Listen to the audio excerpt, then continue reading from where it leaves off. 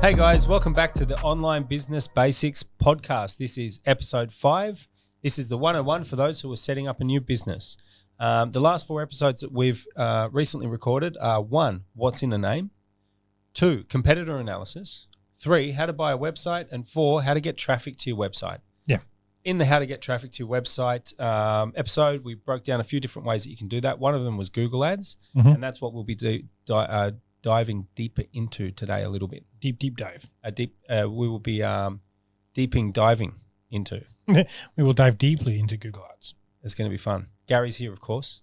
Who's going to do a Google Ads? What would a Google Ads episode of a podcast be without Gary, our resident Google Ads fanatic?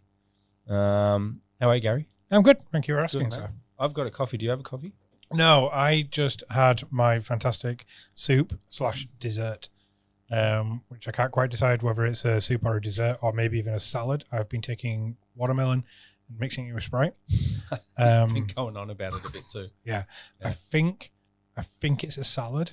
No, it's a dessert, man. It's sorry to break it to you. It's got Sprite in it. It's a salad dessert. It's yeah. I mean, A fruit salad? It's a sugary salad. It's a fruit salad. Yeah. Well, I don't know. It's healthier than what I normally. What are you going to call it? You're going to give this thing a name? Spamelon. Spamelon. Water Sprite. Cool. So there's a bit to go through with this. Obviously, the basics around Google Ads. We need to start with that. We're also going to talk a little bit about keywords, Google Ads settings, trusting Google or not, budget, and tracking, which is also really important when running a Google Ads campaign for a number of reasons, which we will talk about. Yes. So quickly, do you want to start with basics, Gary, about Google Ads? Where do you want to start with that? Well, I've got just a couple of talking points here. This is going to be a shorter podcast because Ria, who is the wonderful editor of our podcasts, has been telling me to talk less. So we're going to hopefully Only Ria? we're going to hopefully try to keep this episode truncated. While it is a deep dive, it won't run for as long as the others. The other thing to call out is if you are an experienced Google Ads account manager, this will seem like the basics. It's a deep dive for those who have no understanding about what this platform is whatsoever. So you'll have to pull me up because, well, maybe we can pull each other up because we've both been so close to the fire for so long. Exactly. It can very easily turn into a rabbit hole, or a technical discussion because it is a technical thing. You could write a textbook on Google Ads. You could do a uni degree on Google Ads. There's so much in there. Yeah. So we will try to keep this as useful and basic for the people out there that know nothing about it as possible. Yep. First things first, I think we touched on this last episode, but probably the most fundamental thing to understand about Google Ads is that it runs on a daily budget. Yep. So whatever you set your daily budget to, you're going to spend approximately 30 times that in a calendar month. Yeah. I thought I was going to say per day there. Yeah, well, it hasn't always been this way, but recently Google has changed how much of your money it's allowed to spend on any given day. So you used to set, let's say, a $50 a day budget, and you'd spend $50, no more. It would turn off when you spent $50. Once upon a time, it could go over by 10%. Now it can double. Yes, in one day. Yeah. Let's not dig into the history. Yes. Like if everything so far has been a 101, yes, this should be a 102. Stick to it as well. Okay, so Google Ads can spend double your daily budget on any given day, but it will have to underspend to claw back some of that money for you over the course of a 30-day window. Exactly. So Google will not spend more than 30 times your daily budget in a full month, but it will spend more than your daily budget on or less on any given day. Yeah. So you are the business owner that we've been talking about. You have created your company. You've created your website. You bought your website. You are now starting to send traffic to that website because you want your phone to ring or you want to sell a product. To do that with Google Ads, like Bill says, you need to have a budget. The basics is that you are buying traffic. That's it. Yeah, and if you go to Google and say, I want $100 worth of traffic, as Bill was just explaining, it can quite easily spend $200 per day. Don't worry, the system will compensate for that. And over the course of a 30-day period, it will bring itself back down in line. When you are buying traffic, you have to seriously consider the type of traffic that you are buying, because it's, I think one of the most common pitfalls that we see with people who run their own Google Ads campaigns is that they don't fully understand the nature of search intent. And Google will say, use this keyword, use that keyword, use a billion different keywords, and you end up with a campaign where you are buying traffic, but the people who are typing these things out in the real world, they're not looking for your service. To take the photographer example that we've been talking about throughout the episodes, a great example would be your keyword might be photographer Dubbo. Now, if you don't set up your campaigns properly, you could start showing up for photographs of Dubbo. Now, there's obviously a very significant difference between the intent of those two keywords. Yes. Someone typing in photographer Dubbo is looking for a photographer. For someone typing in photographs of Dubbo, they have no intention to go anywhere near your services, and yet you are expected now to pay for that person to visit your website. And Google, as a machine, doesn't know the nuances necessarily as well as human beings we do. That's very clear to us that someone typing in photographs of Dubbo is not looking for a photographer. Right? Exactly. But to Google, to a machine, it's going to not only show your ad for that, it's also going to charge you for the click that you get on that ad from that search term. Yeah, and it's just wasted money. You might as well have thrown it down a river. Yes, or even worse, given it to the richest company on the planet that needs it the least. Yeah, exactly. Right? Yeah. You could have bought yourself some spamelon from Gary's new upcoming spamelon e-commerce business. I'm going to make that a thing. Oh man, yeah. I mean, it does sound pretty yummy, to be honest. I'm going to Uber Eats store. Yeah, Uber Eats store selling spamelon. I'm a genius. How are you going to spell that? Spamelon. SP melon. Yeah. So obviously, search intent is critical. Yes. When buying traffic. Yeah. Because you will get different types of intent. You'll get intent that is just completely irrelevant to your business that you really do not want to be paying for. But then also there's different types of intent in relation to people who may be interested in your goods or services, but not yet. Yep. Right? So they're they're becoming aware of potential solutions to their problem. And then there's the next stage where they're aware of the solution to their problem. Now they're researching who's the best company to provide them with that solution. Yeah, exactly. And then sometimes they're even looking for reviews about a particular company or discount coupons or other things that would indicate that they're actually at the bottom of the intent funnel stage. They're looking to make a commercial transaction at some point soon. So that's on the more technical side, but I think the most important thing is to understand that don't trust Google not to take your money for irrelevant searches. Yeah, exactly. Because Google will. Yeah. And it will do it inhumanely and carelessly. Yeah. And it will not give you an iota of care or money back. Yeah. Right. So you have to get it right. And this information, I guess, that we're sort of throwing out here is more, it's more intended for those business owners who are planning to run their own Google ads. I think it's worth calling out, but before you do that, you should always go and try and find an agency who you can gel with, a consultant who you can work with, someone who can do this for you. If you're a business owner and you factor in your own time as a valuable resource, the amount of time you're going to have to spend on this will invariably cost you more than what an moderate agency would cost you. Yep. There's a good way to do that. Like if you understand what your hourly rate is as a business owner, and then you think about how many hours you're going to have to spend on this to get it right, and compare that to what an agency might charge you in management fees, it could be really obvious straight off the bat that it's actually just worth getting someone who's done this, knows what they're doing, has the experience. Not only can save you the time and the headache, but potentially save you the loads of money. Yeah. And we'll talk about how to pick good agencies versus bad in upcoming episodes. We will. Because although we are an agency, we're not the only good agency, right? There's others. We like to think we're one of the good ones, but there are other good agencies out there, no doubt. And we're in Australia, so our largest audience for this podcast is almost certainly going to be North America. Yep. Chances of you wanting to work with us are slim to none anyway. We do get sometimes clients ringing us up from there wanting to not only advertise in North America, they're from North America, and I'm like, but you've called Australian internet advertising. They've seen our content. They're like, just want us to do it anyway, which is fine. Okay, so what about match types? We're going to talk about match types, Gary? I am. And keywords is where the nuance of photographer Dubbo and photographs of Dubbo is going to become more apparent to you as you set up your campaigns. I will keep this super simple. Anyone who knows any more than this will automatically point out and say that there's complexity to it, but to keep it simple for people to understand the first time they're hearing it, An exact match keyword should, in theory, show up for exactly what you have typed in. A phrase match keyword allows for an additional word to be appended before or after the keyword that you have stipulated to the system. The search term. Yes. And then a broad match keyword is, well, anyone's guess. Mhm. It can be closely related. Or It could be a not. synonym of, I mean, broad match keywords are the worst. Yep. So if we take, as an example, Hotel Sydney, where we're based, if we use that keyword inexact, in theory, our campaigns should only show up for the search term and the keyword Hotel Sydney. There were, hotels, plural, misspellings, all of that sort Hotel of stuff. in Sydney. Yeah, that would be okay within an exact match. A phrase match would allow another keyword to go before it or after it. Yep. Or maybe sometimes Cheap Hotel Sydney. Or hotels for dogs. Yeah. In Sydney. Yeah. Well.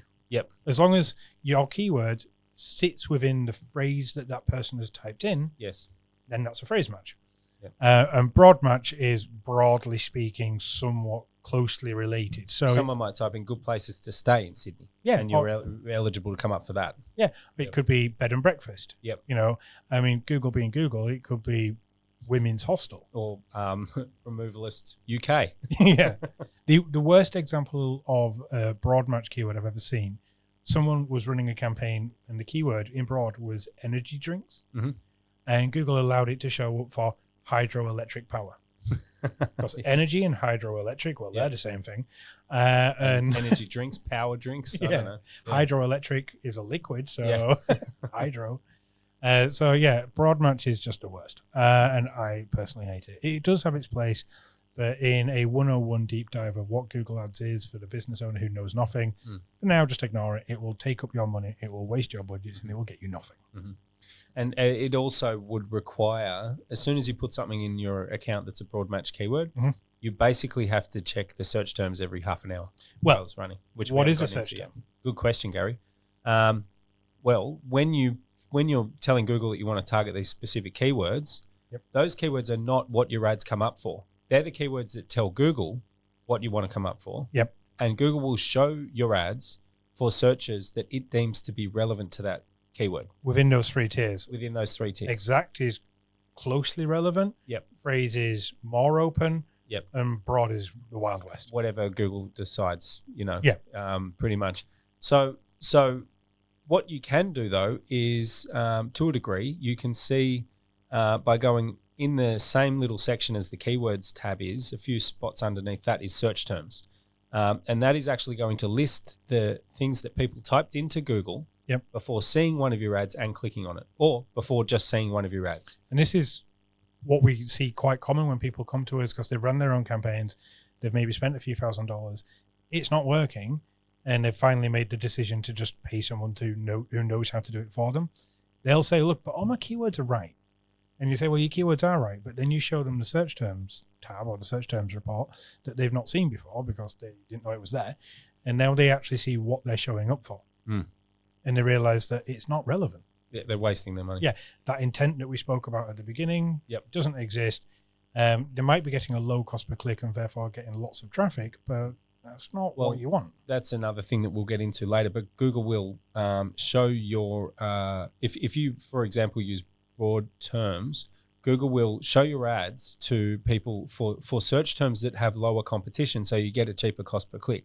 But those search terms have lower competition because they are not competitive. They're not transactional keywords. They're not intent keywords. They're research keywords or awareness keywords or job market keywords or whatever they might be. So once you've gone through your search terms report and had a look at the words in the phrases that make the whole search term irrelevant, you can add them as negative keywords.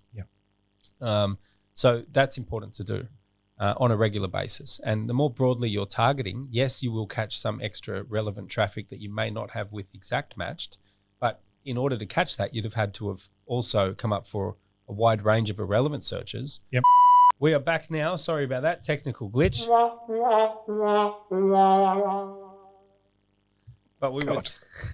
But we were talking about broad match keywords, and the broader the keywords are, the more broad match keywords you've got in there, the broader your targeting is, the more regularly you're going to have to check your search terms and add negative keywords, and the more money you're going to have to spend on irrelevant keywords before you get a decent negative keyword list so that your campaign runs properly.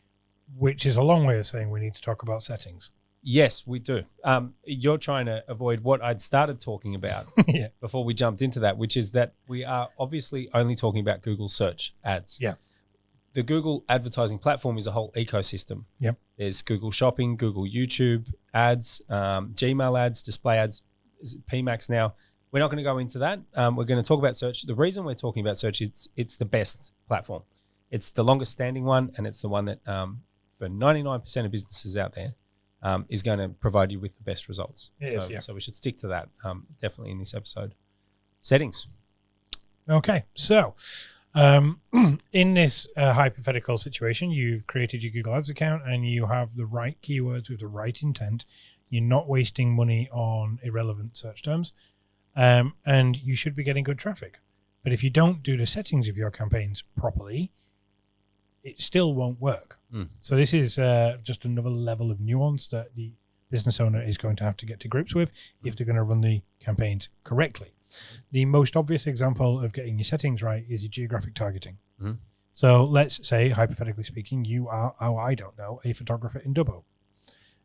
What area do you want to target? Do you want to target Dubbo? Yeah, sure.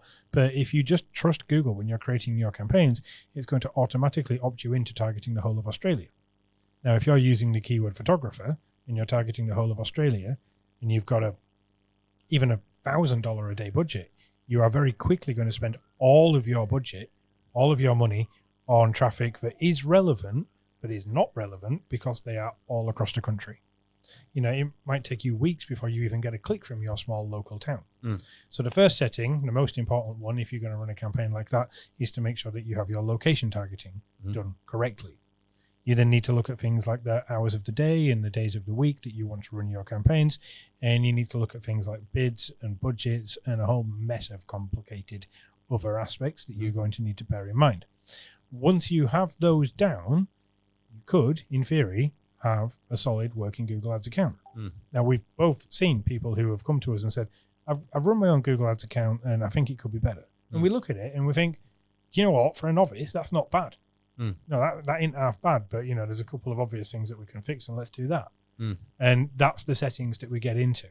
What we didn't talk about when we spoke about keywords was bids, and a bid is a very important aspect of the keyword. So keeping it super simple, let's say there's 10 competitors in your space. If they're all willing to bid $10 per click, and in your account you stipulate that you're only willing to pay $1 per click, you're never going to show up. Because Google's going to put the people who are bidding the most at the top of the search results page, you know, and so you need to make sure that you've got your bids correct, and then you need to make sure that your geographic targeting is correct. You need to make sure that your hours of the day are correct, and any others like ad rotations and settings and locations that you can think of. No, but there's advanced settings as well for location targeting that we can just quickly touch on. If you open that up, you'll see that even if you target Dubbo, you tell Google you want to target Dubbo, Google will by default automatically target anyone who's interested in Dubbo, even if they're not in Dubbo when they search. So sometimes it's best to move that setting away to only target people who are physically in Dubbo. Or near Dubbo, depending on what area you're actually targeting. Settings also, I guess, kind of points to campaign structure. I think maybe we should touch on that really briefly. When you set up a Google Ads account, inside that account, you can create campaigns. At the campaign level, that's where you select your daily budget, your location targeting, or ad scheduling, meaning the time that you want your ads to come up. Inside those, and also like your bid type, but for the sake of brevity, we're going to talk about you know, the fact that we would recommend doing manual bids at the beginning of any campaign. Then underneath each campaign, you've got ad sets, and what these are groups of ads. So if you're offering multiple services, you don't want an ad coming up saying wedding photographer if someone's typed in baby photographer or landscape photographer or fashion photographer, right? You want ads to come up that are relevant to the person's search term.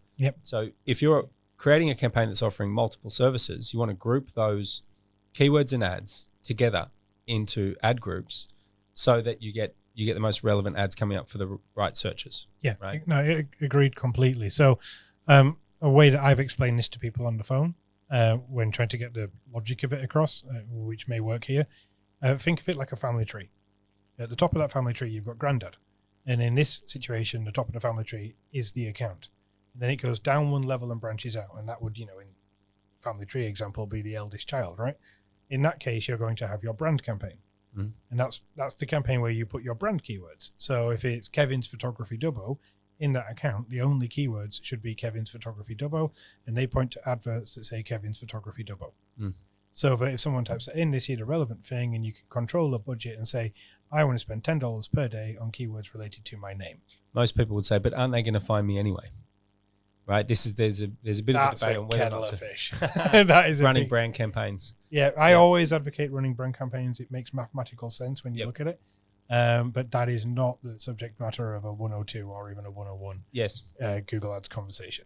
The next level, as it would be on the family tree, would be for a photographer in Dubbo. He might have a campaign specifically, like Bill said, predicated on wedding photography. And all of the keywords in there are related to weddings, and they point to adverts that say weddings. Mm. Therefore, you're going to have the best possible relationship between what the person types in, what comes up on screen, and they click it, and then they can actually visit the page on your website specifically related to wedding photography. And this, people, is something that you would think is obvious, but that a lot of people get wrong. And it's critical. Yeah. If someone types in wedding photographer and your ad says fashion photographer, then you're not going to get the click. It's broken that kind of congruency. It's broken that relevancy. People don't like that experience online. And think about it in terms of your competitive landscape. With Google Ads, it often comes down to who's taken the time to build the biggest campaign or the most structured campaign if you want to win the click, which means get the click. So in this argument, there's 4 photographers. They're all in Dubbo, and they're all showing up for wedding photographer. Mm. If someone's typed in wedding photographer and your advert just says photographer and the 3 others say wedding photographer, they are much more likely to get the attention of the person doing the search. Yep. They are much more likely to win the click. Also, if they click on 3 of those ads and check out the landing pages, which people do, right? They're unlikely just to click on one and call that guy. Especially for something big ticket like a wedding photographer. Right. So they're going to check out 2 or 3 different landing pages. Yeah. If they click on all 3 ads, 2 of them go to a wedding photographer specific landing page with photos of weddings and packages available for wedding photography. Testimonials from Kate who got married in 2012 or whatever. Yeah. And then one other landing page that they land on has wedding, fashion, landscape, baby, family photography all mushed into one service page. It's less relevant. You're less likely to get the conversion from that. Yeah, but the guys at home, the guys and girls at home listening to this podcast, just think about that in terms of your own experience. You've absolutely gone to Google. You've absolutely searched for something. You've absolutely clicked a link, gone through to a page and said, well, that's not quite right. And you immediately click back. Now, that's called a bounce. And it's also called a waste of money because you paid for that bloody click. Exactly. I was going to say, when you're paying for that click, that's just wasted cash. You're throwing it down a river, so you don't want to be doing that. And we will go into a little bit more what makes a landing page convert in upcoming episodes. We will, yes. Yeah. So not to push the photographer example any further, you want to segment your campaigns into the different keyword types that you may have. If you're an Italian restaurant, it's probably just going to be Italian restaurant. Maybe there'll be something else for delivery, whatever. If you're opening an e-commerce store and you're trying to sell products and you're hoping to go live with 50 products, well, bad news, you're probably going to need 50 different campaigns if they're all significantly different from each other. Or a DSA. Yeah. We won't go into that. Or an agency. Yes. A dynamic search ads campaign is what I was referring to there, and that's not something we'll go into now. Yeah, there's like we said before, or I've said many times, we're trying to keep this. Yeah, you really could do a textbook on a 5,000 page textbook on Google Ads, but you don't need to if you've got a simple business that you want to you can follow our steps in this. So the next one, if do we want to push any more on settings? I mean, there's so many settings that they could go into. We just the bidding thing. Start on manual CPC. We recommend starting on manual CPC. Don't start on maximize clicks. Yep. Some people would recommend starting on maximize clicks. We don't find that that's useful for the reasons we've mentioned before. When you tell Google you want as many clicks as possible from the campaign, you get low quality clicks. It will show you for the least relevant keywords that it can, because they're low competition and less likely to convert. Look, also settings. We're going to talk about tracking coming up, so we'll move on to whether or not you should trust Google. Well, No. you stole it from me. Next. Should you trust Google? No, you shouldn't. And this is not to denigrate Google in any way. They have built fantastic ecosystems, but they are not easy to understand. Everything's there to make your campaigns work really well from day one. But you have to be an expert at it. If you are not an expert at it and you follow their instructions, you will invariably create campaigns that don't work, that waste a lot of money, and done properly can even damage your business. Even if you follow everything that they say to do to a T, and it costs, and you rack up your credit card and it doesn't work, they are not liable. They will not say sorry. They will not give you the money back. Well, they won't say sorry because they won't talk to you. Right. Exactly. They won't. They'll move on to the next person. I've quizzed a lot of these Google experts that call from Google. Most of them have done like a sort of a 6-month crash course at the Google office in India or the Philippines, wherever they are, and been given a telephone and a list of people who have recently started advertising on Google and told to ring them. And there's a number of reasons why. Just even from practical experience in speaking with business owners who have trusted Google and it's cost them a bomb.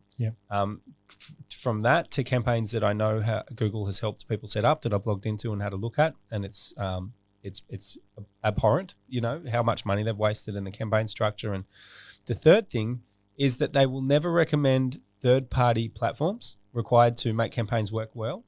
In some cases. They will also never recommend anything that means that you're going to wind up spending less. Right. So the intentions really do need to be questioned when listening to a Google Ads representative as well. For those people who are setting up a company and they are setting up a website and they are setting up an account, when you create that account, there is a good chance that you'll get an email or a phone call from someone who says they're at Google. Probably not going to actually be from Google. They'll be from some third-party company. That Google has hired. And these people, again, not denigrating, in our experience, are almost exclusively just salespeople. And a salesperson's only responsibility is to make you spend more. Well, they have. You can imagine that they've got targets. There's no doubt that they have targets. Oh, absolutely. And those targets are not, how many extra conversions did you achieve for your clients this month? What's your profitability? What are you looking for? Where are you at towards capacity? That's right. You know what I mean? You want to scale by X volume? Okay, well, you need this many leads. You can just imagine a Google representative going to their boss saying, hey, look, boss, I saved this guy. He's spending $5,000 less a month now, but he's getting 3 times as many sales. Right? Do you think he's going to get promoted? No. Right?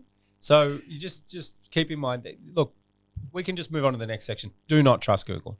If you are not going to go with an agency and you want to do it yourself, educate yourself. Listen to podcasts like this one. Which is what you're doing. Well done. Bravo to you. Read the online documentation, support documentation, blogs. And if you're playing with your own money, just only play with an amount that you're willing to lose at the start. No, absolutely. I would also advocate YouTube. Not YouTube campaigns. I mean, if you're looking to learn, go to YouTube, and maybe where you found this podcast, but go to YouTube and search for how to structure a Google Ads account, how to run a Google Ads account, how to optimize a Google Ads account. Were you formally trained? You were formally trained, as a matter of fact. You worked at Google. I did 2.5 years. And everything that you just said is completely correct. There was sales targets. It was to 10x an account. If an account was not going to increase its spend, it didn't get to stay on the books for long. And I mean, this is going back years. 10 years. Yeah, it's going back a long time. You worked at Google 12.5 years ago till 10 years ago. Is that right?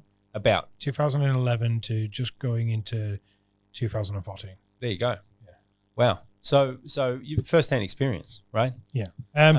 But so we can just say, I mean, I think we can just move. Just don't trust them.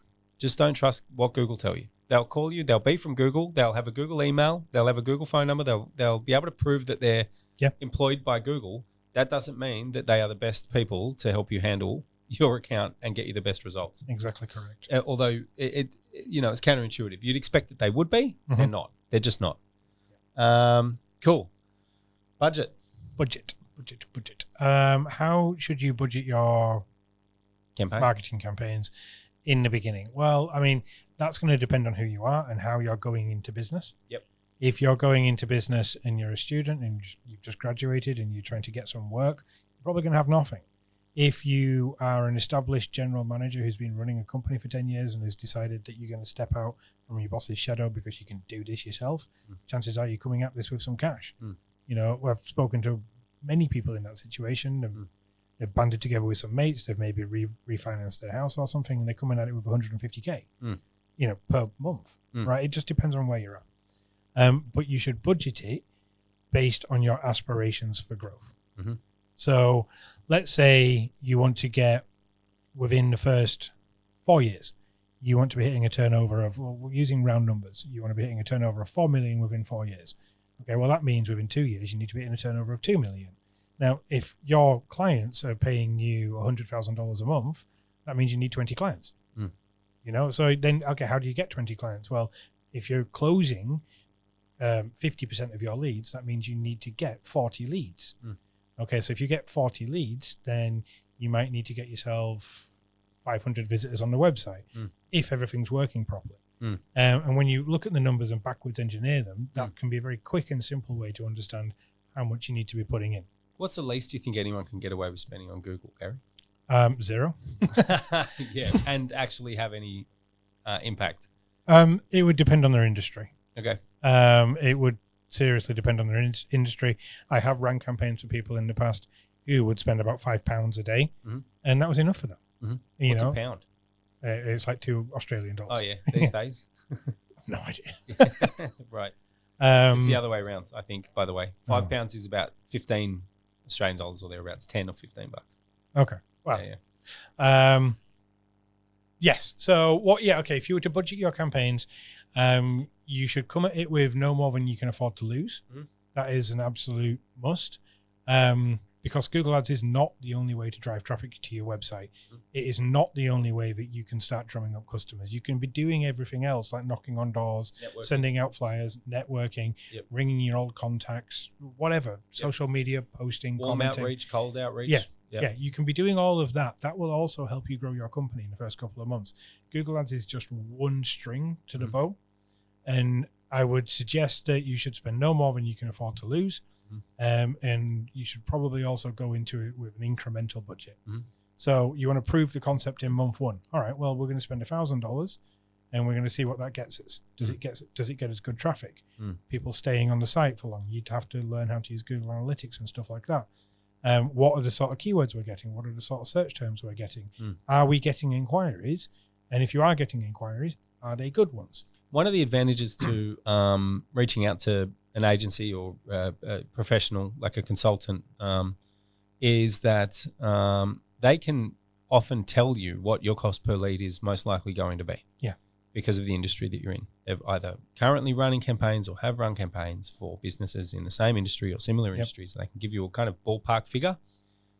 Sometimes even for the highly experienced consultants, they can not only tell you what the cost per lead is going to be, but what you're most likely going to be able to close out of those leads, within a range. So, that kind of information can be useful. And you're probably not even going to have to sign up with them to find that information out. So feel free, fish around, find out, get some proposals sent, get some as much information as you can from as many people as you can. Oh, we're going there? Yeah, what? Telling people to waste our time and not sign up? So in agency world where we live and sleep and work, one of the most painful experiences is when people inquire and they're shopping around. You know they have no intention to actually become customers, but you still help them anyway. Yes. You give them the right information. Would I rather take a phone call from a bloke who's not talking to any other shops? Absolutely. Yes. If you're listening to this podcast and you're creating a company and you're at this point of the podcast, ring around the experts and get some free advice. If you were about to go to court, you would ring around all the lawyers and get 45 minutes worth of free advice off a lawyer. Yes. And you'd speak to 4 or 5 of them. Yep. And you'd get all of their advices and try to collate it in your head. Yes. Do the same with your agencies. Definitely. I mean, don't do it to us. Even also Googling online now with Bard, if people out there don't know what that is, there's a Google AI. It's the new Google AI thing. All you have to do is Google Bard, B-A-R-D. Yep. You don't even have to sign in. You don't even have to do anything. You can just use it. It's free. Yep. You can, because Google's, unlike ChatGPT, hopefully I'm not talking Chinese to the people out there that are listening to me, but we are trying to not be technical. Yeah, but you can, Bard is AI that's connected to the internet that will answer your questions like, how much does a lead usually cost for a roofing company on Google Ads? And it will give you the answer to that question. As accurate as it can estimate it. It's not going to be on the dot, but it will just give you, like, is it $1,000 or is it $10? It'll give you some sort of a feel for what you might be looking at, right? Yeah, no, exactly. I mean, it's a roofing company. If a roofer rang me today and said, I'm running Google Ads and I'm getting leads, I would ask him how much his leads were. And if he said to me that his leads were a $5, I'd be like, that's awesome. Don't change what you're doing. Yes. And if he told me his leads were costing him $250, I'd be like, yeah, we can help you. Yeah, that's not good. Yeah. And then there's any range in between there. If you're hitting $75, $50, so you want to kind of just guesstimate, because if you haven't done it before, you want to try to understand, how many new customers do I want? All right. How many leads do I think I'm going to need to get that many customers? Yeah. And then from my research, from looking around, I think the leads are going to or should cost around about X, right? That's how you can come up with a good idea for what your budget might be to start with. Exactly. I mean, and as I said before, we're going to talk about how to actually get more leads for less in future episodes with better offers and landing pages and whatnot. Yeah. Cool. So that's the budget, guys. And we're going to move on to something that is technical. I'm not going to ramble on about this for 3 hours, and Gary and I are not going to get into a debate. No, because Ria's sat over there staring at us. It's actually 3 minutes past 5 in the afternoon over here in Sydney right now. Okay, so we'll wrap this up real quick. Ria finished work 3 minutes ago. Yeah, I finished work in 4 hours, and the rest of the team finishes work in about 2 hours. Yeah. Okay, but for people who don't know anything about Google Ads and are listening to this podcast, they're not going to know anything about tracking. So we're not going to tell you how to go in and link this platform and that platform and how to write the code. We're going to tell you what it is. We're going to tell you what it is, what it does, and why it's important. Again, it's nuanced because there's different ways of looking at it. Right. But in its simplistic terms, you want to track certain events. If I send 1,000 people to a website, I want to know how many people emailed me. And I want that information pushed back into Google Ads so that Google Ads can calculate how much I am paying per email. And I can see what keyword, what campaign, what ad group, what keyword, what ad is providing me with the most conversions at the lowest cost, and what one's providing me with the least conversions at the highest cost. Exactly. So I can optimize my campaign. The photographer example, he might have generated 10 leads at $100 per lead, so he spent $1,000 on wedding photography. But he might have got a $50 cost per lead on product photography because it just so happens in the service area that he's covering or she's covering, there are no other product photographers, therefore lower competition. So if that person was a photographer wanted to steer into the crash of product photography, that would be an avenue to go down. Yes. There's tracking is critical in a Google Ads campaign for so many reasons. And really the best way to describe this, I think, for you guys out there is, and girls, is there's objectives that any business has. Obviously, an e-commerce business's objective is to make online sales, right? So setting up tracking for that means telling Google how many sales you've made from the traffic Google has sent your website. So that you can look at Google Ads and say, okay, I spent 1,000, I made 5 in sales. Like, you need to be able to see that data. Next month I'll spend more. Yeah, right, exactly. You see, you can work back with your margins and scale it or kill it. The other thing is for service-based businesses, it's a little bit more complicated because there are multiple ways people can contact a service-based business. That can, and also there's subscription-based businesses, there's SaaS companies, there's app downloads, there's a lot more, right? But to keep it simple, for a basic service-based business, they can either call you or they can fill out a contact form, generally speaking. That's about it, right? They can click on, they click on an email link in the footer, as well, is potentially another conversion. But download PDFs. Right, if you're offering a free download with info and things like that, but I'd call that maybe like a secondary or a micro conversion. It doesn't mean that they actually got in touch with you. So knowing how many phone calls you've got and what keywords and ads those phone calls came from, knowing how many form submissions you've got, contact form submissions you got, and knowing what keywords and ads they came from is critical for you to be able to improve the performance of your campaign. A good way for people to think about this is imagine you were in the days of yore, and you're advertising in newspapers, and you put one advert into the Sydney Morning Herald, which is a massive publication here, and then there might be a local newspaper, which I don't know the name of any local newspaper in Sydney, but where I grew up, it was the Telegraph and Argus. So if you were to advertise in a big newspaper and a small newspaper, obviously advertising in a small newspaper is going to cost you a lot less. So you might put one phone number in the small newspaper, and you would put one phone number in the big newspaper. And then at the end of the day, or at the end of the campaign, you would have a look at which phone number received the most phone calls. You would then take the cost of the advert, divide it by the number of phone calls, and you would know whether or not it was better to advertise in the expensive newspaper or the small newspaper. Based on the cost per phone call. Or based on the cost per phone call. And Right. that is exactly what we're talking about. Tracking is inherently technical and complicated, but you absolutely need to have it. So even if you do create your own Google Ads account, that's fine. Tick a box, yay. If you get to the point where you're setting up tracking, and you think it's too challenging, that might be the point to reach out to a consultant or a developer or an agency and say, hey guys, I don't need you to build a campaign, but I do need you to do my tracking. Yeah, exactly. Or you can, so that would then be an return on investment that you get from that. Or you can spend hours and hours watching YouTube videos and about tracking and blogs and, help documents and things like that. That's then a return on effort. It's up to you. Yeah. Spend the money or spend the hours, but it's got to be done one way or another. And that, I think, is a wrap for this episode. Gary, Yep. did you say in the days of yore? I did. What does that mean?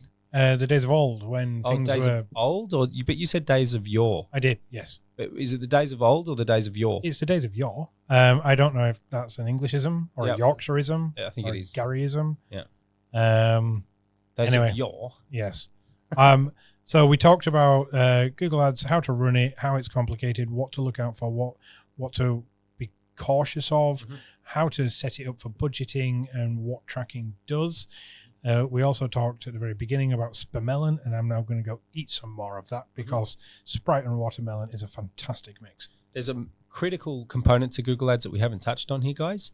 But the reason for that is because it ties more into marketing and setting up an irresistible offer for your business, and that is obviously the ad copy.